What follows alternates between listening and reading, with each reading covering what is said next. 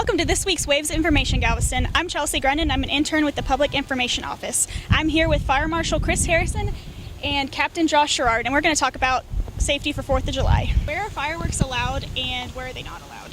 Well, unfortunately, fireworks are not allowed anywhere in the city of Galveston. They're illegal from the ferry all the way to the west end, and that includes Jamaica Beach because they actually have the same fire code that we do. Okay. And are sparklers allowed on the beach? While technically allowed, because sparklers are what they call a 1.4 G firework, it's important to remember that sparklers burn at over 1,000 degrees at the tip, which is more than enough to injure or start a fire. Of the approximately 18,000 plus injuries that are reported every year from fireworks, 1/4 of those are from sparklers. And even more importantly in that statistic is children between the ages of 5 and 9 are twice as likely to be injured by fireworks. So is that why you suggest that residents leave the fireworks to the professionals? Absolutely. It's important to remember that fireworks are explosives, and because they are, they're highly regulated. I know it sometimes can seem fun to pop them off, but those few seconds of fun are not worth the possible lifetime of injuries or death. So we recommend that people leave it to the professionals. They're experts, they're licensed to do this, they're permitted through our office, and we watch them closely. For example, every Sunday night we've been doing fireworks, and that I know of, we haven't claimed an injury yet. And Captain Sherrard, what advice would you have for drivers and pedestrians this weekend? Sure, we've already seen a giant influx of visitors to Arlen this weekend, so it's very important to remember that we're only going to see more and more people as we get closer to the 4th.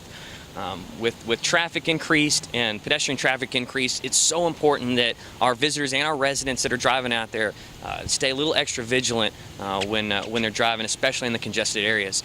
I completely understand that driving down the seawall, there's a lot of beautiful things to look at, the beach, the water, and a whole lot of other things, but we also have a lot more people. So maintaining that vigilance and taking a little extra time, slowing down a little extra, just to make sure that we see all those people crossing the road, we see those cars that are stopping trying to find a parking spot is so critically important for us. Given that, what advice do you have specifically for pedestrians? With the influx of traffic, both pedestrian traffic and vehicle traffic during the holiday, it's real important for pedestrians to remember to use the protected crosswalks.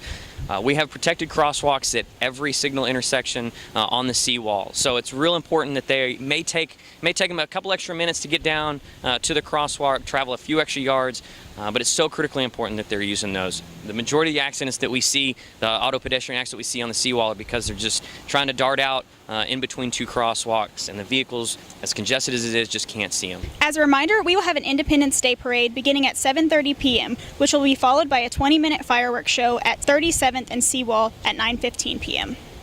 In honor of the holiday, all city facilities will be closed Tuesday, July 4th. That means trash service will run one day behind for those whose trash is normally picked up on Tuesday through Thursday. All facilities will reopen for normal business hours on Wednesday, July 5th. That's all we have for this week, Galveston. We hope you and your families have a happy 4th of July. Until next week.